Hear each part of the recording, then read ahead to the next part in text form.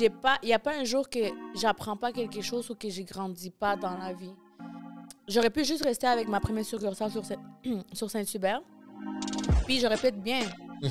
Mais c'est pas le but de rester à juste être bien dans sa zone de confort. C'est vraiment d'aller chercher beaucoup plus.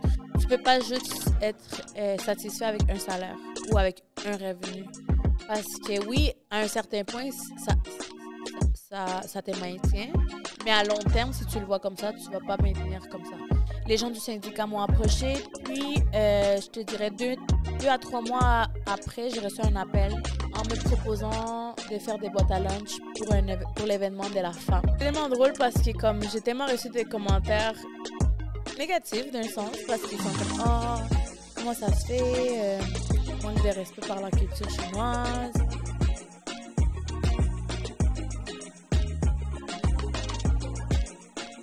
Hey, what's up, guys? Yellow Sea Podcast, je suis votre host Ray Antonio et ma prochaine invitée, je suis un gros fan de elle.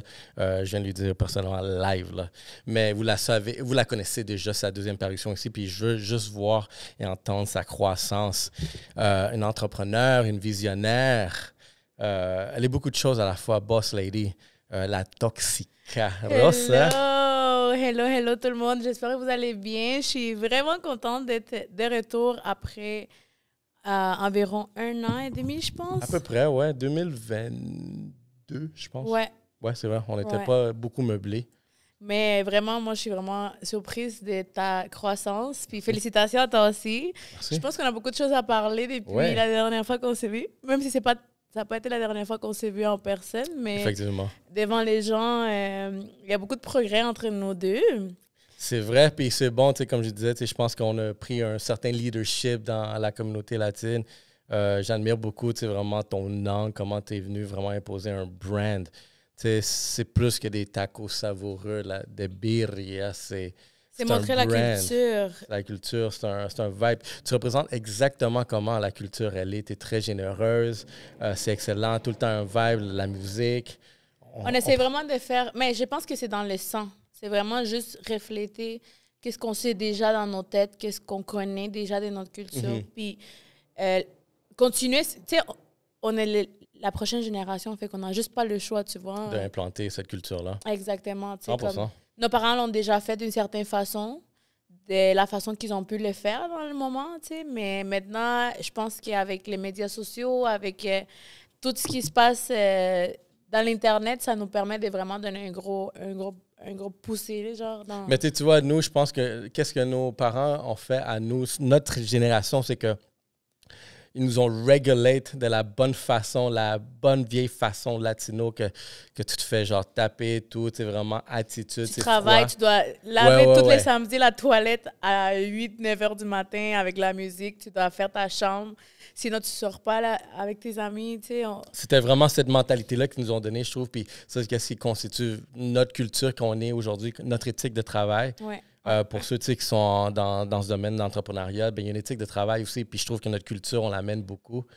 Mais tu vois, nous, pour nos enfants, ça va pas être la même chose. Non. Oh my God, quand tu as un enfant, c'est tellement difficile de dire non. Mais il faut apprendre, je pense, à les éduquer de la bonne façon. Je pense que ça se fait.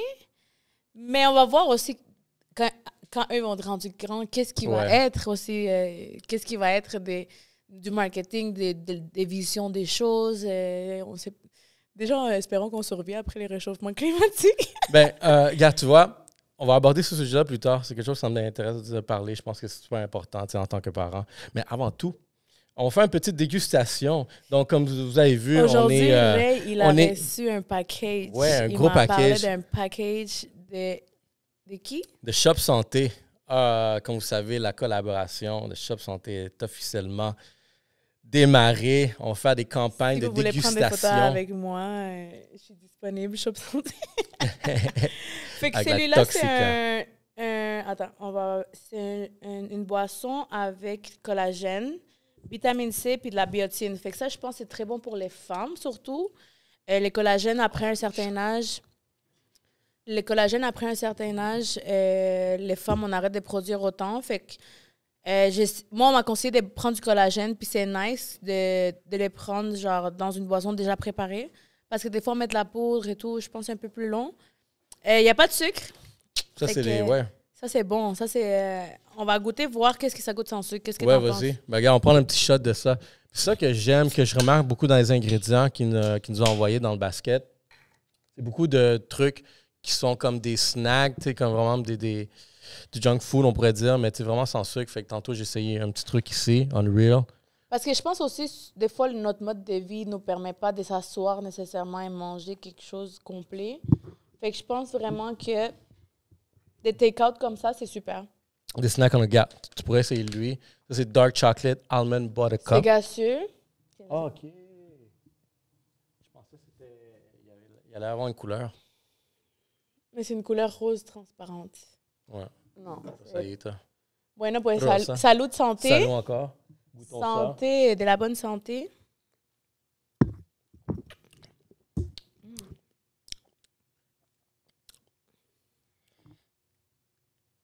J'ai goûté... Qu'est-ce que j'aime, c'est que ça goûte sucré même s'il n'y a pas de sucre. Ouais. Fait que c'est agréable à boire. Je sais que aussi, tu sais, j'ai goûte les collagènes, mais ça goûte pas trop fort. Fait que Ouais, c'est non, juste- exactement. Le collagène, c'est ça que j'ai goûté. J'ai Ouais. senti Ouais. Mais c'est smooth sentiment comme boisson, supplément, comme mais- après, genre. Il blende bien. Mais regarde, s'il y a des bonnes faisances derrière ça, je pense Mais que oui. tu sais, c'est quelque chose qui peut bien être consommé. Mais je pense Froid, que vraiment, chill. ils ont essayé de comme mixer genre des bonnes choses, tu sais, comme tous les ingrédients qu'ils ont avec une bonne boisson. J'adore le packaging, il est adorable. nice. Là. C'est vraiment... Les roses, c'est ma couleur préférée. Fait que vraiment, on va mettre un peu de tequila avec ça pour voir qu'est-ce que ça goûte. On va le mix. Fait que là, c'est tequila collagène, Oh, meilleur mix. tu vois? Tiens. Oh mon Dieu. Ça fait que là, regarde, on va pas se le cacher, quelqu'un allait le faire. Fallait bien commencer par Fallait les commencer. bons pieds à ces podcasts-là. Cheers. Cheers. Quelque chose que vous devez savoir, nous, on est innovateurs. Ouais. Puis on aime ça boire. C'est le lifestyle. Tu vois, la culture encore. Cheers. Ouais, ça, c'est encore la culture, hein?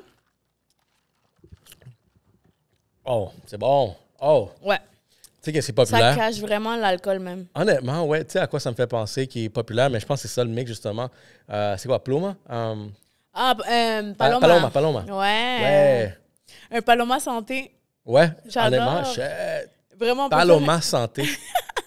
Vraiment shop santé. Bel job. Vous savez déjà les collabs. La prochaine collab, c'est avec un peu de tequila. Let's go. Ben, regarde, on peut parler à des séries de Montréal pour ça. Ah oui, c'est vrai. Tu vois, on a déjà les Tu vois, on a liens. déjà les leads. Chaleur à Rosemont sont partout. Tu vois, regarde. C'est des collaborations.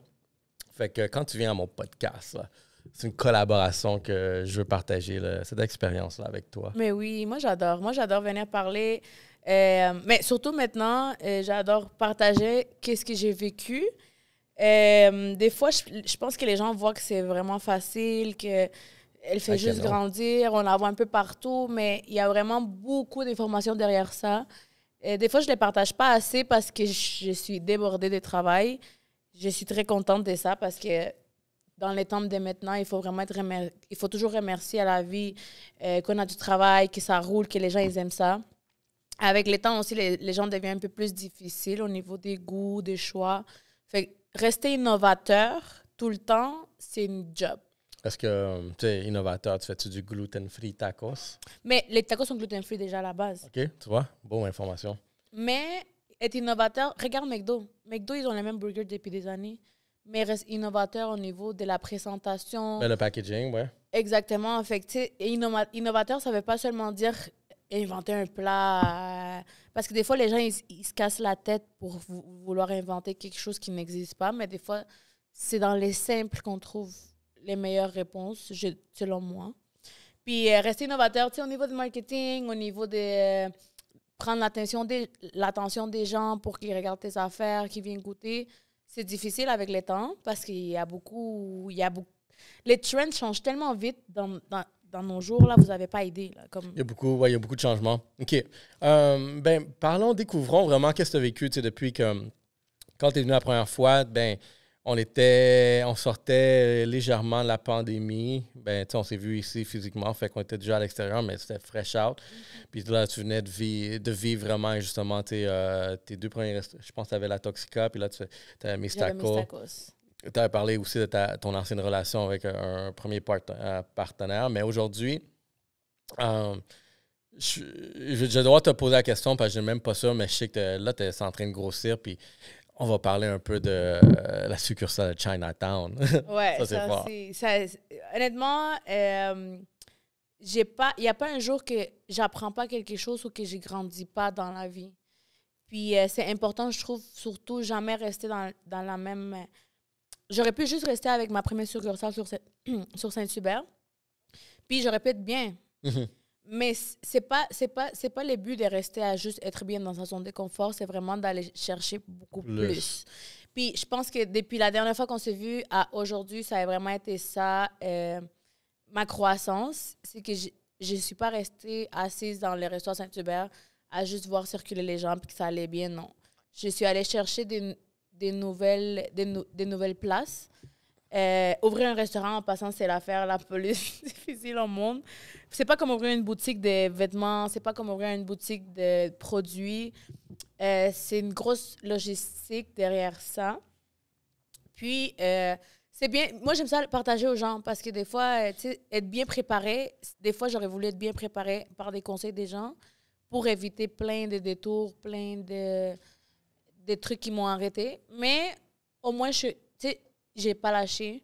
Puis ça m'a permis d'ouvrir ma deuxième succursale avec 150 places assises. Ça a triplé le nombre de places de ce que j'avais avant. Fait que c'est gros pour moi.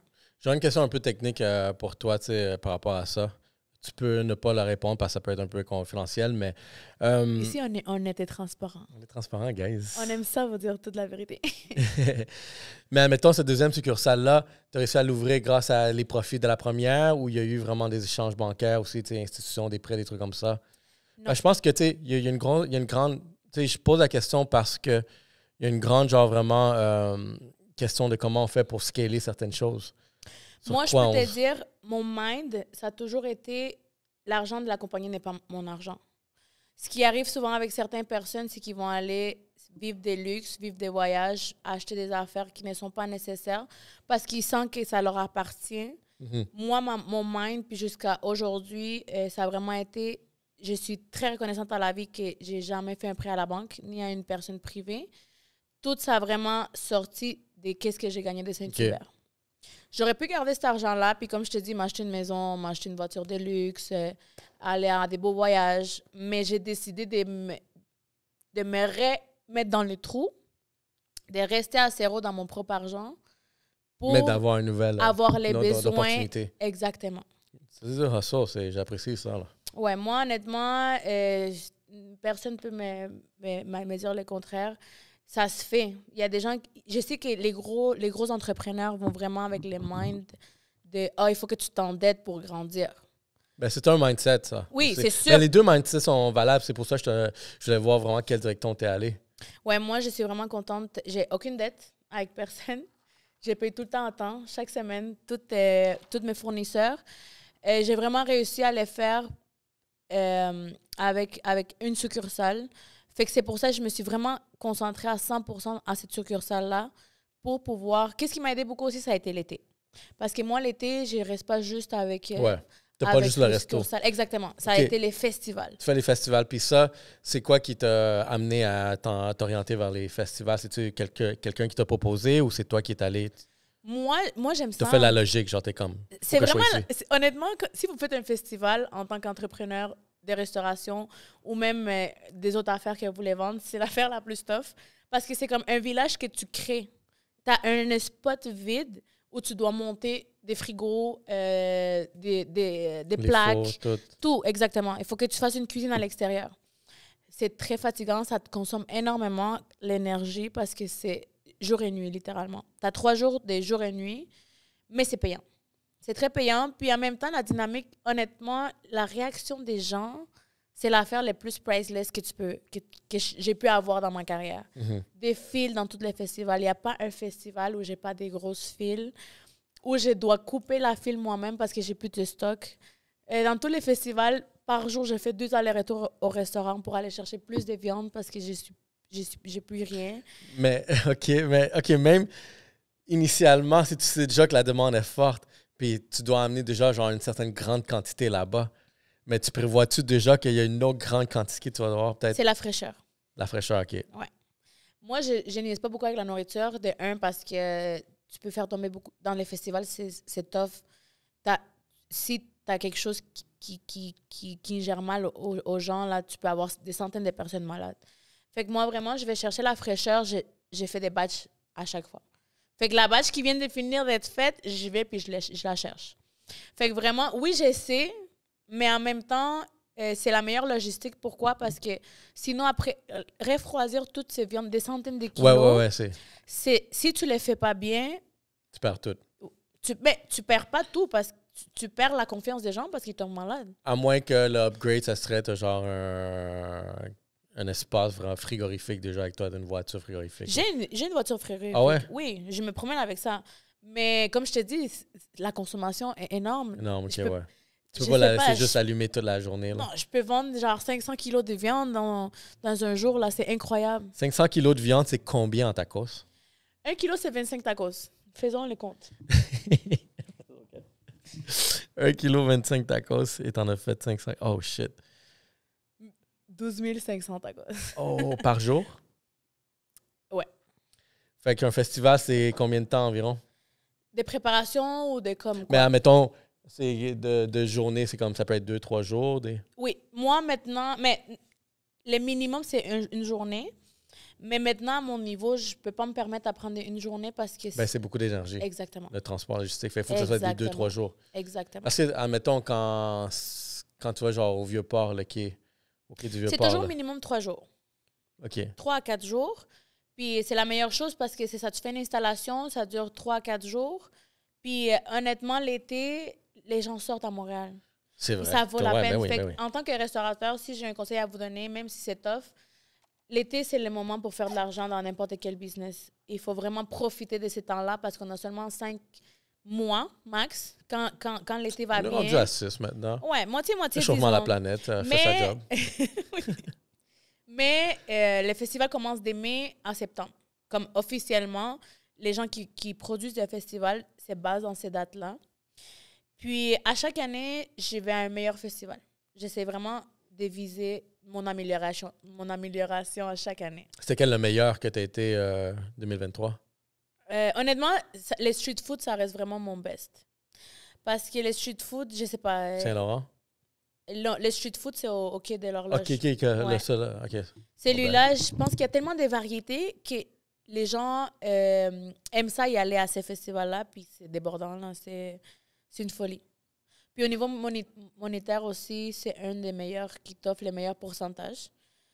Parce que là aussi, ça vaut. Il y a des festivals qui te prennent par pourcentage, il y a des festivals qui te chargent par spot. Tu sais, il faut vraiment que tu analyses. Parle-moi de ça. C'est comment tu fais ton argent? J'imagine, par défaut, il faut que tu payes un dépôt, genre. Moi, je vais vous dire quelque chose. Vas-y, raconte-moi comment ça fonctionne, ça. Parce que vraiment, moi, j'aime ça, comme je vous dis, j'aime ça être transparent. Des fois, moi, je ne comprenais pas. Des fois, tu vas à un festival et tu te dis, oh my God, c'est donc bien cher ici partout. Genre, comment ça se fait un hot dog à 10 $? Mais vraiment, des fois aussi, pensez-vous environ un 25%, ça va déjà directement au festival.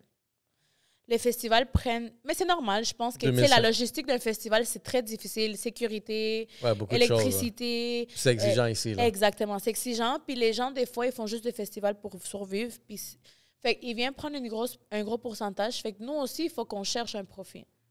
C'est sûr que là où on va aller chercher de l'argent, c'est dans les volumes. Il faut vraiment qu'on ait beaucoup de clients. Puis plus ton brand est plus fort aussi, le monde le reconnaisse comme tu vas aller là. Exactement, oui. Un brand aussi qui vend beaucoup dans les festivals, puis il va juste dans les festivals, c'est une paella. Je ne veux pas dire le nom pour pas... Sûrement, les gens vont le connaître. Une paella, elle est super bonne. Puis c'est un show parce qu'ils te font les grosses paellas devant toi. C'est excellent. Je pense que je l'ai déjà vu aussi. Oui, c'est super cool. Puis ils font juste le festival. Pourquoi? Parce que c'est très rentable. Ils vendent leurs produits. Ensuite de ça, ils ont évolué. Ils ont commencé à vendre leurs produits dans les... je ne sais pas où exactement, mais dans des marchés. Puis comment ça se fait? Parce que les gens, ils ont goûté dans les festivals cette viande, cette paella, tu comprends? Mais ils n'ont pas un resto physique? Non. Fait qu'ils font juste des festivals? Oui. Ça, c'est fort. Ouais. C'est quelque chose de vraiment... Puis parce ils que ça ont devient toujours addictif la grosse aussi, là. file. Là. Il y a toujours la grosse Oh, file. shit. Puis un truc qui est très bright aussi en tant que restauration, c'est de prendre un produit. Ça, je les travaille éventuellement. Prendre un produit puis les vendre dans les marchés en grosse quantité. Popo, ça. Énorme. Après, vendre des popos, ça. Mais s'il y a Ouais, ça pourrait se quelqu'un... faire. Ça se fait, tu les Il n'y a personne qui l'a congèles. fait encore. Hein. Non. Puis c'est quelque chose qui, en ce moment, c'est trendy, c'est connu. Ah oui. C'est tout le monde. Du moment qu'il y a du fromage qui fond dans quelque chose, Mais le fromage, c'est délicieux. Là. c'est tout, là. Désolée pour les gens qui sont intolérants à la lactose, mais les fromages, c'est la vie. Non, mais c'est vraiment, vraiment toujours aller chercher un produit puis essayer de les vendre en grosse quantité. Une sauce qui est dans ton restaurant, ça peut être la viande aussi, tu la congèles. C'est sûr que c'est Un trademark de ton expérience Ouais. de restauration que tu vends, tu peux la commercialiser pour aller chercher un autre genre source de revenus. Tu peux pas être juste... Je pense que ça, tout le monde le sait. Tout le monde a sûrement vu une phrase comme ça sur Instagram, sur Facebook. Tu peux pas juste être satisfait avec un salaire ou avec un revenu. Parce que oui, à un certain point, ça te maintient. Mais à long terme, si tu le vois comme ça, tu vas pas maintenir comme ça. Fait que vraiment, il faut aller chercher où tu peux des petits chandails, peut-être un logo qui est nice, tu vends des chandails. Tu sais, vraiment aller chercher à vendre en grosse quantité, dans n'importe quoi. OK, ben. Tu parlais d'une relation que tu as faite avec le CHUM. Oui. Parle-moi de ça, là, parce que ça a l'air super intéressant. Puis j'adore ton marketing, comment tu fais, genre, comment tu penses.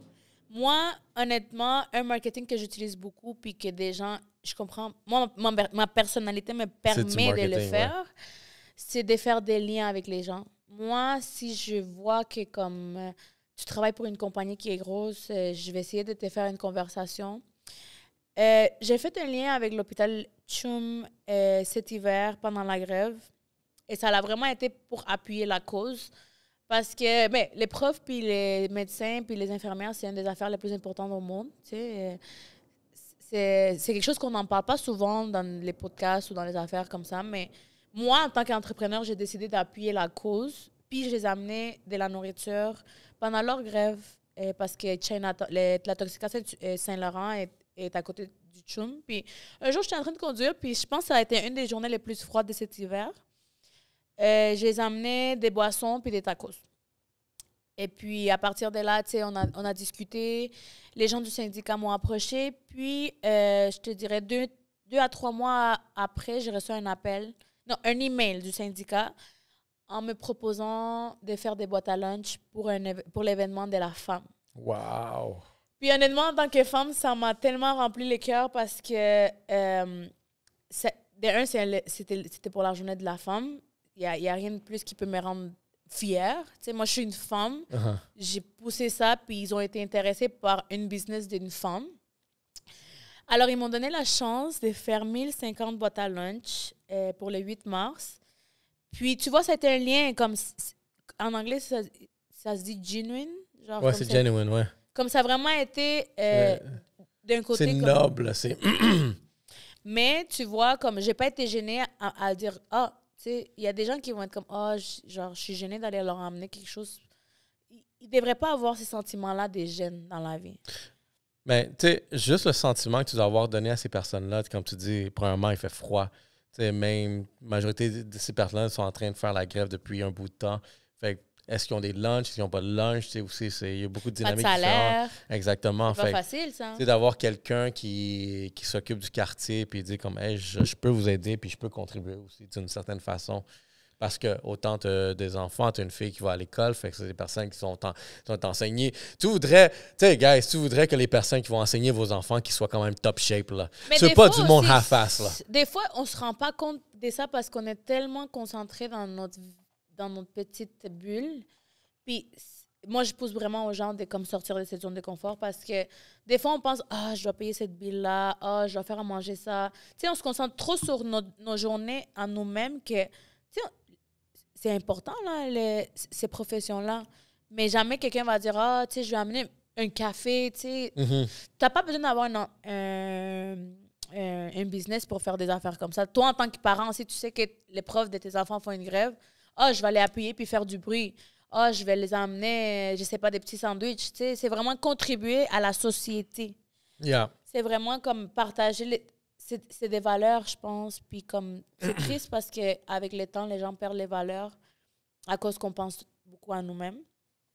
Mais c'est question de s'entraîner avec des gens qui ont des valeurs, qui vont faire en sorte que ça va spread. Mais tu vois, regarde, ce que tu viens de dire, c'est détermine exactement ta personnalité.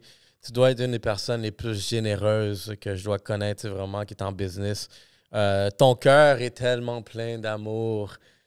Aussi chaud que sa sauce piquante. Non, mais tu sais, c'est à la fin de la journée, il faut que tu laisses une trace dans la vie des gens. C'est quelque chose que l'argent ne va jamais acheter, tu vois. L'effet d'orienter quelqu'un ou de pouvoir pousser quelqu'un à faire mieux, ça n'a pas de prix. Au contraire, tu restes dans le cœur des gens, puis je pense que c'est ce petit amour-là qui fait avancer à tous les jours. Puis aussi, tu sais pas à quel point tu peux faire un effet sur une personne.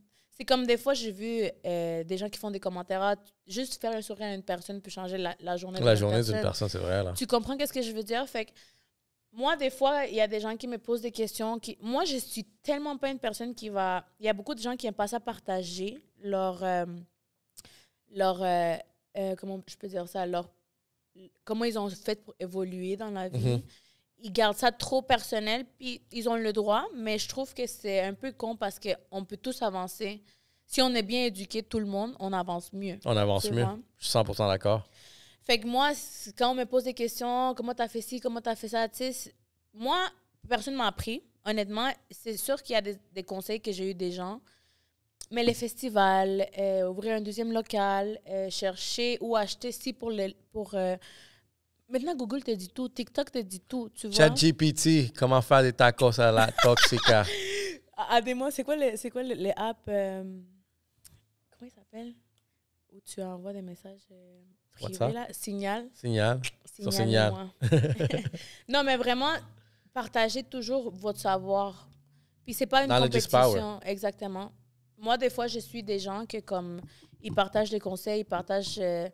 des affaires que je prends en note, puis je suis comme, oh, wow, nice. Ou je vais leur dire, oh, c'est vraiment nice, tu comprends? Des fois, tu as envie de savoir. Moi, j'aurais aimé de savoir, je sais pas, comment il y a des gens qui ouvrent sans succursale one shot, tu comprends? Ben, Jim Cam. Cam, c'est l'exemple parfait. Si tu veux apprendre à gérer, à ouvrir tout plein de succursales, cet homme-là, c'est un génie derrière ça. J'ai commencé à voir qu'il s'impliquait plus dans des podcasts, tu sais, j'écoute, puis j'apprends. Ben, tu vois, gars, c'est bon qu'on est rendu là parce que je pense que j'avais cette discussion avec quelqu'un. Je parle beaucoup de toi vraiment dans mes certaines discussions de vraiment du monde qui sont en train de shaper vraiment autant la communauté, mais aussi la société. C'est plus gros que ça. Puis je me dis comme toi, tu vas sûrement devenir une de ces femmes-là qui va être millionnaire plus tard, qui va se retrouver à 40 ans, mais avec des franchises partout. Tu vois-tu cet avenir-là? Tu vois-tu cette ambition-là? Moi, je suis en train de travailler en ce moment sur ça. Puis je l'ai fait parce que c'est une source de revenus pour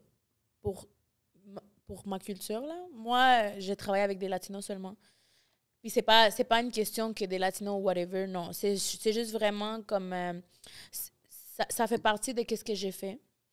Fait que moi, des fois, je travaille parce que je sais qu'il y a des familles derrière ça, tu vois.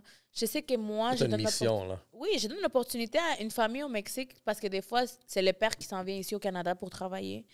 Puis il laisse sa femme, ses enfants là-bas. Puis je sais que ça donne l'opportunité à des enfants à aller à une bonne école, à avoir une maison, tu comprends? Et pas avoir les mêmes moyens que les parents ils ont eu, qui étaient des petites moyennes, tu sais. Malheureusement, il y a beaucoup de mes employés qui n'ont pas fini l'école, puis c'est très normal. C'est juste vraiment, je permets des gens à avoir de nouvelles portes. Puis aussi également, comme je vous dis, des fois, c'est pas pour l'argent, parce que croyez-moi, les taxes qu'on paye ici, c'est crazy, là. Ouais, c'est ridicule. Comme les revenus, des fois, il y a un gros pourcentage qui s'en va aux impôts. Ça, c'est une réalité que tout le monde vit en tant qu'entrepreneur, en tant que même employé. Tu sais, on paye beaucoup des impôts. Fait que des fois, c'est même pas question d'argent. Des fois, on travaille dur pour vraiment transmettre, puis que les gens connaissent les vraies saveurs et que les gens, tu sais, tu me dis, oui, ça se peut que je touche les millions. Ça se peut que... Mais en même temps... Mais combien de taxes tu payes sur ça? Ouais, 30%. 30% du profit net. Fait que déjà, dans le profit net, tu as déjà enlevé des taxes, des produits. Tu t'en des millions. Ça aussi, c'est important des fois à expliquer aux gens quand tu te lances en entrepreneuriat. C'est de bien savoir gérer ton argent et de bien savoir l'investir pour pouvoir optimiser ton argent avec les impôts. Parce que c'est... C'est très bien dit. C'est une dure réalité là, de l'entrepreneur. C'est parce qu'il faut gérer cet argent-là. Il faut bien prendre des décisions aussi. Oui. Il va y avoir des montées, il va y avoir des baisses. Des fois, les gens ils pensent qu'investir à un bon comptable, à un bon fiscaliste ou à un bon conseiller financier, c'est une perte d'argent parce que je vais payer je vais leur payer 100 $ l'heure pour les écouter ou what. Non, c'est écouter et mettre en charge qu'est-ce qu'ils te disent. Si tu peux être un bon vendeur et ton business va bien, mais il y a être bon vendeur et il y a savoir être un bon entrepreneur. Tu sais, c'est deux choses différentes. Comme je te dis, j'ai vendu bien à Saint-Hubert, j'aurais pu être juste satisfait avec cet argent-là. J'aurais pu devenir millionnaire avec juste une franchise, mais ça allait me prendre beaucoup plus de temps. Tandis que j'ai divisé ces montants-là, puis je l'ai mis dans une autre place pour accélérer les processus. Pour se rendre au million plus rapidement. Oui. Puis en même temps, des fois, comme je te dis, c'est aussi l'adrénaline d'arriver à ces montants-là. Ben, définitivement. Mais... Because more money, more problems. Ça, c'est une autre chose, ouais.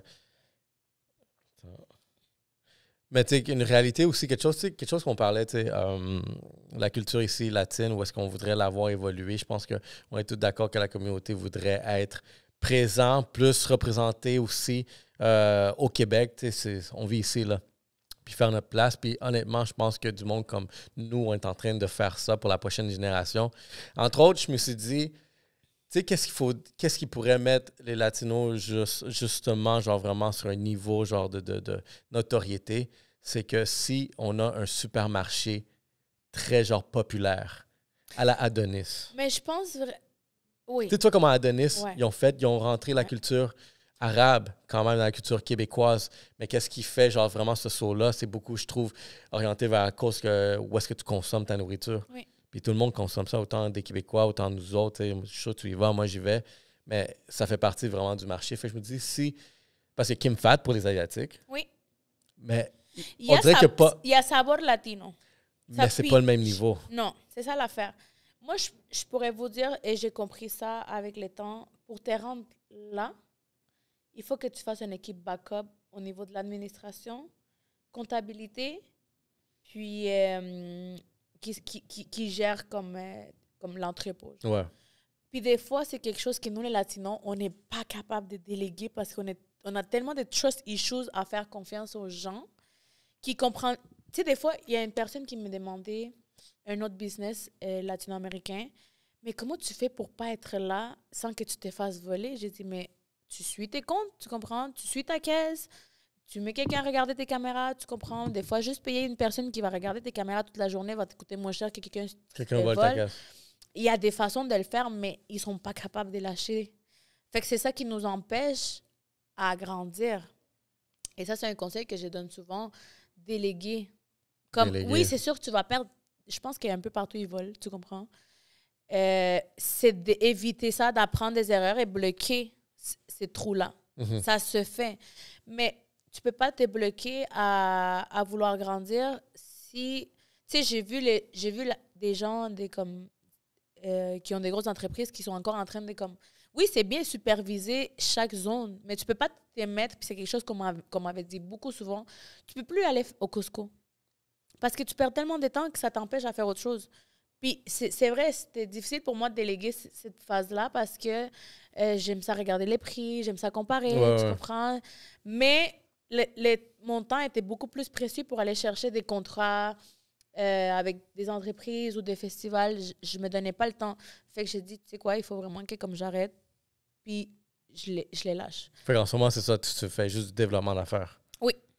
Nice. Comme j'ai fait quand même mes tours comme à la Tox parce que c'est mes bébés là, je peux pas m'empêcher d'aller voir mes gens là comme tu sais bon matin. Mais il faut que tu sois présente. Bien sûr, tu sais, salut, comment ça va, qu'est-ce qui se passe, tu sais récapitulatif de la semaine.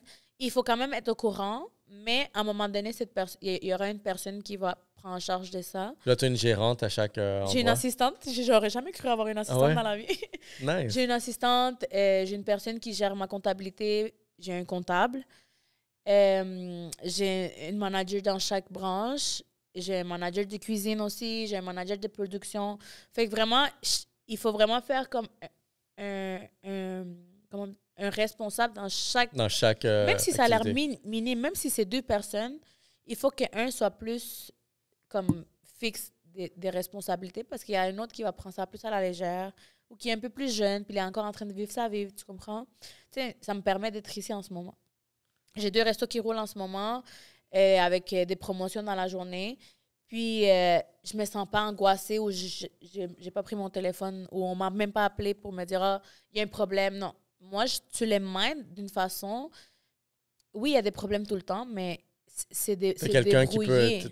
Tu as réussi à déléguer vraiment tous les problèmes Oui, à des personnes de confiance qui s'occupent de ces problèmes. exactement. Dans le fond, la job de l'entrepreneur, c'est trouver le plus... C'est faire le plus d'argent pour déléguer des problèmes. Exactement. Parce que tu peux pas gérer tous les problèmes tout seul, crois-moi, sinon j'aurais pas de cheveux en ce moment. Et toi, tu t'occupes de faire la business. Oui, mais moi, j'ai dit à mes employés, si vous m'enlevez du poids de moi, comme du stress, comme si vous avez un problème entre vous, là, et puis vous venez me dire, ah, mais parce que lui a fait ci, ça, oui, je vais vous écouter, mais venez, arrivez-moi avec une solution. Si c'est pour que moi, je vous solutionne la vie, vous êtes assez grand pour gérer les affaires.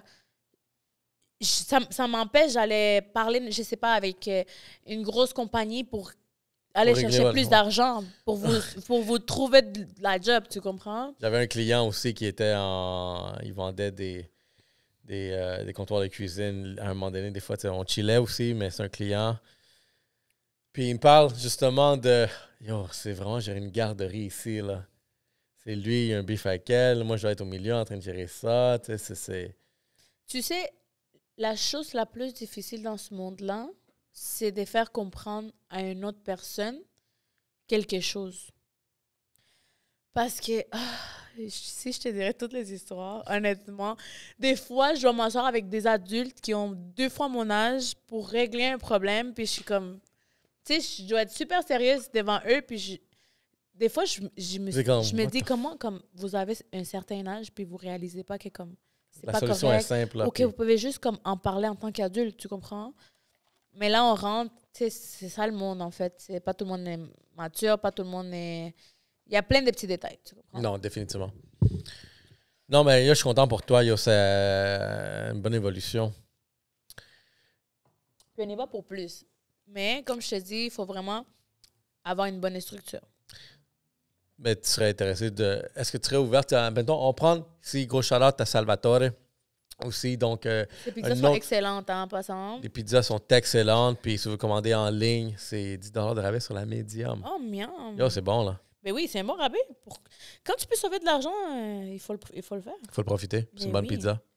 Faire des combinaisons avec Uber, de la Tox, c'est dans le coin. Mais tu vois, comme eux, quelque chose que j'aurais appris de eux, tu sais, vraiment, je les écoute vraiment les leaders derrière ça, c'est que ils font des franchises de pizzeria. Puis je trouve que, tu sais, toi, tu aurais peut-être le branding déjà puis le potentiel de faire des franchises que... Mais tu sais, moi, je me suis mis à regarder sur eux. Puis qu'est-ce que j'apprécie énormément? C'est que tu peux avoir une franchise, mais il faut que tu travailles avec eux pendant 1 an. Pour que tu connaisses les valeurs. Oui, mais comme je te dis, c'est pas une question d'argent. C'est qu'ils représentent bien ton nom. Parce que Ouais. moi, je peux arriver, puis crois-moi, il y a plein de gens qui sont venus puis m'ont demandé « Ah, combien tu me vends une franchise? » ou « Ah, let's go, on va ouvrir un ici à Québec, à Toronto, nanana. » OK, ouais, mais c'est quoi que tu as à m'offrir? Juste de l'argent?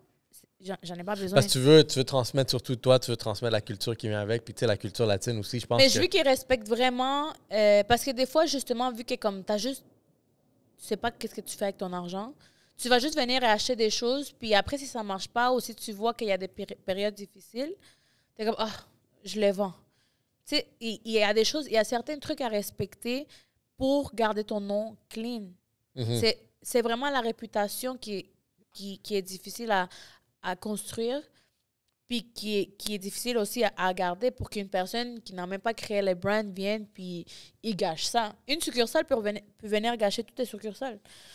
Fait que t'as pas envie de gâcher tout ton travail Puis c'est quelque chose que je respecte beaucoup des Pizza Salvatore, puis que j'ai vraiment aimé. C'est que c'est leur propre... C'est vraiment, si tu démontres vraiment que tu mérites on va travailler, puis on va le financer, puis on va y arriver à un accord, tu comprends? Puis c'est excellent.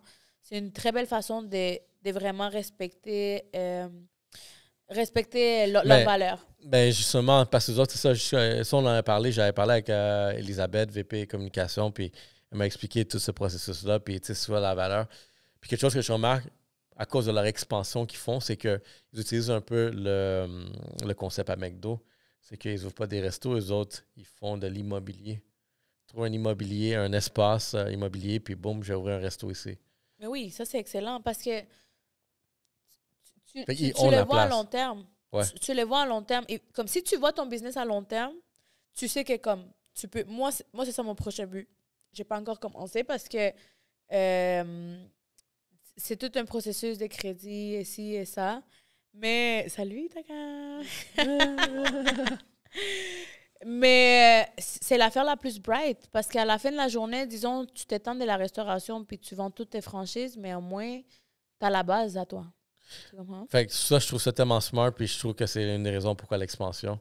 Fait que tu sais, qu'on dirait que je serais intéressé à parler à Jim quand on voit vraiment, parce que ça, c'est une autre personne qui connaît l'expansion des choses. Pour terminer, Chinatown, comment tu vois cette... Regarde, moi, je peux juste imaginer, tu as une Mexicaine qui s'installe au centre du Chinatown en train d'ouvrir des tacos. Écoute, moi, c'est tellement drôle parce que comme j'ai tellement reçu des commentaires négatifs d'un sens parce qu'ils sont comme « Ah, comment ça se fait?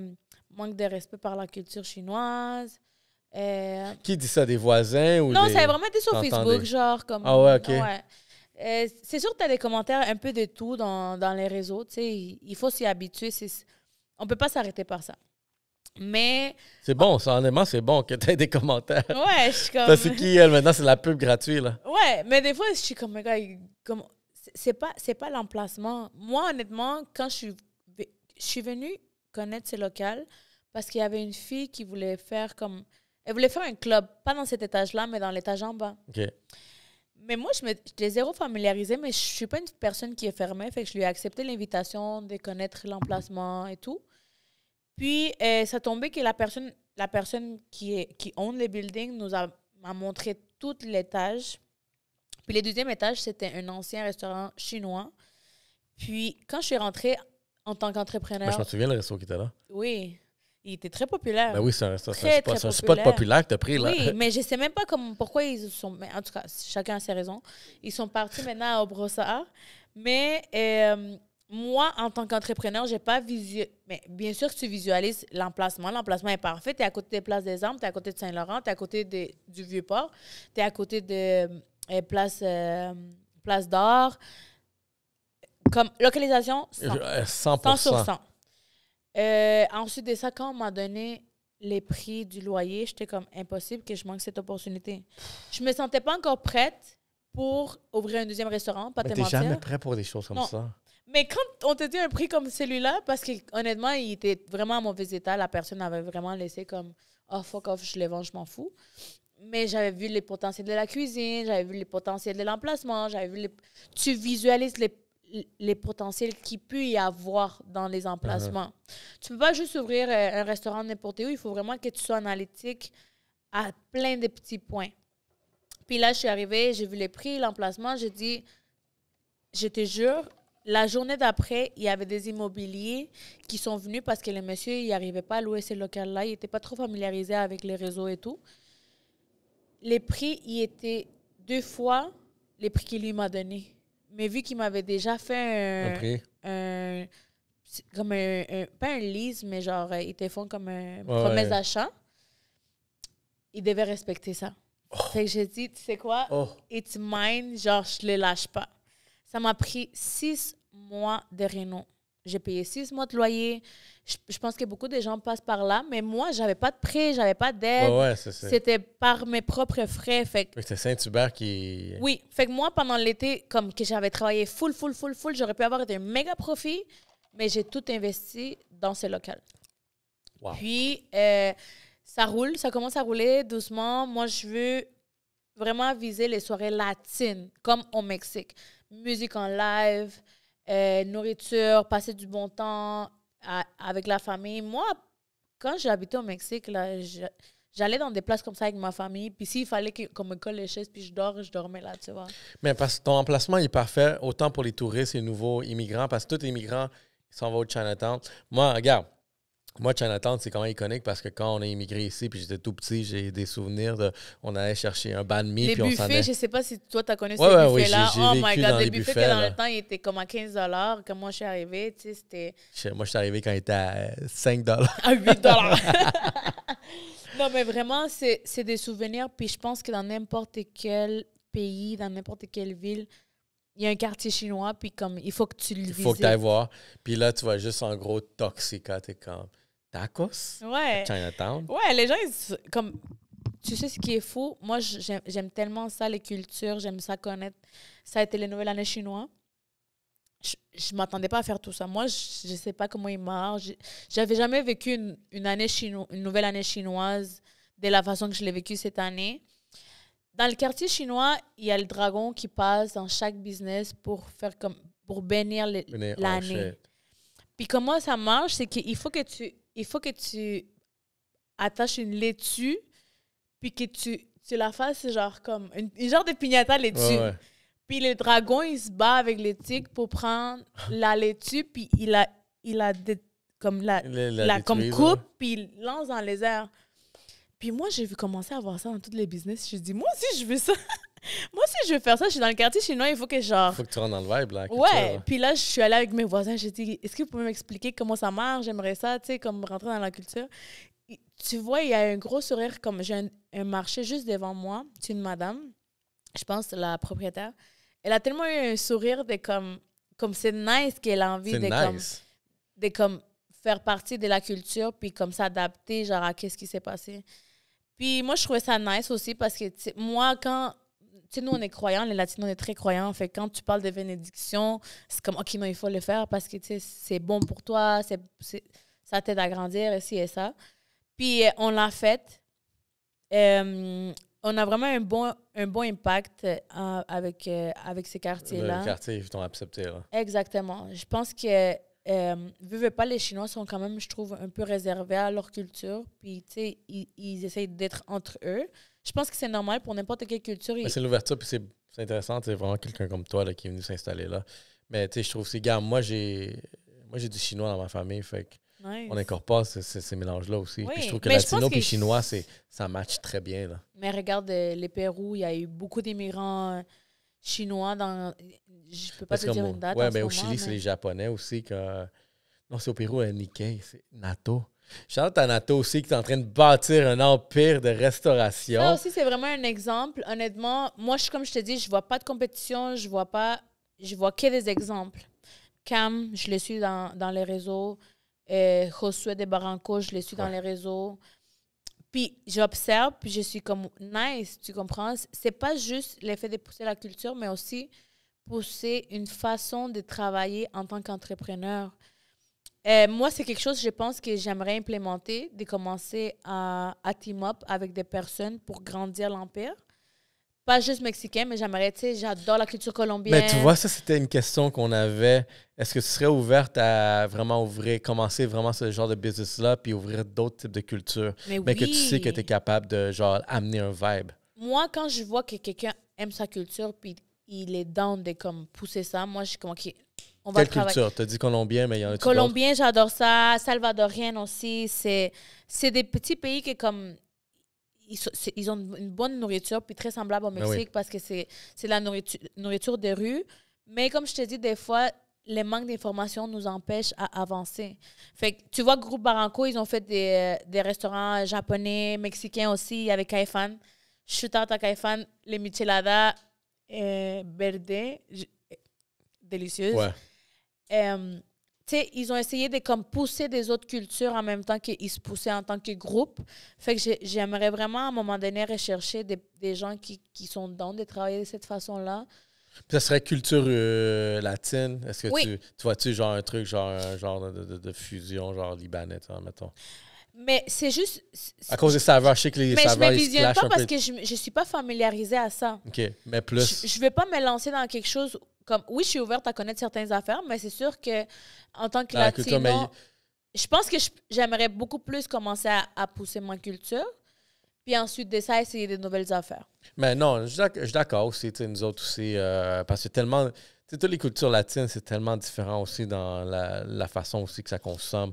Tu sais, autant les Mexicains, c'est beaucoup des tacos. Mais nous, Nicaraguayens, on a des tacos, mais on sont la flotas. Ouais, comme son doré, genre. Exactement, avec la salade, puis de la crème, puis tu Mais manges... c'est nice, tu comprends, comme avoir ces genres de fusions-là, comme ça permet aussi à un public de connaître autre chose. Parce que des fois, il y a des gens qui sont très fermés à connaître la nourriture mexicaine ou qui ont un mind qui est comme, oh non, moi j'ai goûté une fois ici puis j'ai pas aimé ça. Fait que quand tu fais une fusion, ça permet que comme, ah, la nourriture qu'ils aiment, disons péruvienne, colombienne ou salvadorienne ou de Nicaragua, va ouvrir cette petite porte pour qu'ils essayent d'autres choses. Ben oui. Oh, un gallo pinto avec un de tes tacos. Oh. Honnêtement, le plus qu'on parle, je veux savoir faim. Moi, je suis juste en train de passer la boîte de tacos qui sont là. Oh mon Dieu, je suis juste en train de penser ça. Regarde, on va wrap up parce que moi, j'ai faim, guys. Puis je vous invite à venir manger la Toxica sur Saint-Hubert ou à Chinatown. Chinatown, c'est un vibe. Moi, je l'ai vu, celle-là. C'est quoi les vendredis? Margarita? Non, c'est mardi, mercredi. Je fais la fausse promo. Moi, vous dire les promotions. Puis je vais vous annoncer la promo de cet été. Lundi, je vais avoir les micheladas de 1 litre à 10 $. Ça, honnêtement, les micheladas, si vous avez jamais goûté, c'est un Bloody Caesar mexicain. À la place des vodka, on met nous de la bière. Fait que les lundis, les micheladas à 10 $. Mardi, on va avoir les tacos à volonté pour 25 $. Ça va rester. Les mercredis, pour cet été, on va avoir les tacos à 1,75 $ et les taquitos. Les jeudis, c'est les margaritas à 5 $. Honnêtement, nos margaritas, c'est pas parce qu'ils viennent de chez nous, mais... Ils sont top. Ah, ils sont vraiment bonnes. Ils sont top. Ils sont vraiment... Puis, les vendredis, on va voir de la musique en live. Ça va être soit musique mexicaine, ça va être soit vallenato, ça va être soit merengue, salsa, mais ça va être tout en live. Fait que vraiment, comme avoir l'expérience de, comme, tu sais, vouloir danser, pas juste écouter de la musique dans un... Ouais, pas. Comme, vraiment pas juste avoir un DJ, tu comprends, vraiment juste avoir la musique en live, la vraie musique. Puis là, il y a la fin de semaine qui vient régulière. Fait que vraiment, dès lundi à vendredi, on va avoir des belles affaires. Thématiques. Okay. Exactement. Puis vraiment, si vous voulez avoir un vibe mexicain, venez nous voir. c'est approuvé, c'est Yellow Seed Approved. Like, tu fais bien ça, la culture. Merci. Non, mais je pense que c'est vraiment... Moi, j'encourage, comme je te dis tout le temps, puis transmettre. Mais je suis content parce que je pense que tu as fait ta place à Montréal. Oui, il y a d'autres restaurants mexicains. Oui, il y en a d'autres qui ont genre la bonne nourriture aussi. Mais oui. tu amènes un branding de plus. Puis le branding, c'est bon vibe. Oui. Et Margarita. Mais juste regarde Taco Bell. Hein. Taco Bell, c'est même pas... C'est Tex-Mex. C'est même pas mexicain à 100%. C'est une fusion américaine, mexicaine. Puis regarde comment ils sont arrivés à d'autres pays. Mais, ouais. OK, dernière question dans le fond. Fait que toi, ta fusion genre mexicaine, mais avec le québécoise, parce que c'est quoi? Puis je pense que j'ai une idée, c'est quoi, vraiment? Comment, genre... Mettons, parce que j'ai vu à Mistaqua, il y a la poutine. Ah oui, mais ça, honnêtement, ça a été... C'est moi qui l'ai sorti, la poutine à Mistacos, la poutine birria. J'ai jamais voulu la reproduire à la Toxica parce que... Ça rentre pas dans le menu? Non, mais je voulais pas enlever ça à ma mère parce que j'ai donné Mistacos à ma mère. Mais c'est sûr que, tu sais, il y a des belles... Les nachos aussi, tu sais, ça fait... Les nachos, je sais que les Québécois, ils adorent ça. C'est quelque chose... On a essayé les papas locas. C'est pas une poutine, mais c'est des frites avec fromage jaune puis de la viande. Les gens, ils adorent ça. Okay. La petite fusion ramen birria aussi, ça a vraiment été... Je suis curieux, celle-là. Elle m'intéresse. Je l'ai pas essayé, mais je suis curieux, là. Parce que c'est Instagram à fond, ça, là. Ouais, mais aussi, comme l'hiver, là, à la place d'aller manger un faux, tu manges ça, tu sais... C'est vraiment... Puis c'est un ramen mexicain parce que c'est Maruchan. C'est vraiment comme un ramen qu'on mange au Mexique. Fait que c'est vraiment une fusion vraiment... Elle est top. Elle est vraiment nice. Ben, regarde, dernière chose, peut-être, vu que tu es au Chinatown, moi, je suis un gros fan de dumpling. Tu vois-tu, genre un dumpling, genre mexicain? Un dumpling birria, on m'a déjà envoyé ça une fois. Il faudrait que peut-tu le faire? il faudrait que je team up avec une personne qui sache faire des dumplings. Moi, je suis bon à faire des wontons. Ah, mais on pourrait essayer. Gars, on le fait. Une soupe birria wonton, tu sais, c'est vraiment, mais c'est les petits trucs à l'intérieur, tu sais le faire? Parce que moi, ça fait partie de ma culture. Tu sais, gars, je t'ai parlé, j'ai du côté chinois, mais ma grand-mère, elle est moitié chinoise. Fait que la nourriture asiatique, elle s'est beaucoup transmise dans la culture. Fait que moi, je l'ai quand même hérité. Une chose qui est très, genre, asiatique de nous, dans notre famille, que la recette, elle suit, ben, c'est les wontons. Fait que j'ai appris à plier vraiment, genre, des wontons. Ah, moi, je suis down. Moi, je suis méga down. Puis on les fait frire, puis après, tu mets dans ta sauce. Oh! Je pense qu'on devrait faire un petit blog de ça. Oh oui, on fait ça. Ouais. Yeah, on va se donner un date, puis to be continued. Ça, c'est la suite, c'est le dernier de... Ouais. C'est pas le dernier. Ouais, 2.5, parce que ça va être un vlog. Jusqu'à temps qu'on voit le troisième. Rosita. Merci de m'avoir invité. Puis, moi, je vous invite à continuer votre croissance. Lâchez pas. Moi, j'ai vu des journées noires, puis ça ne m'a pas empêché à vouloir pousser ça. Fait que vraiment, faites-le pour l'impact que vous touchez aux gens. Pas juste, comme je vous dis, pour l'argent ou pour, je sais pas. Faites vraiment des choses pour faire un impact dans le monde. Puis, c'est ça. Let's go. Yellow Sea Podcast.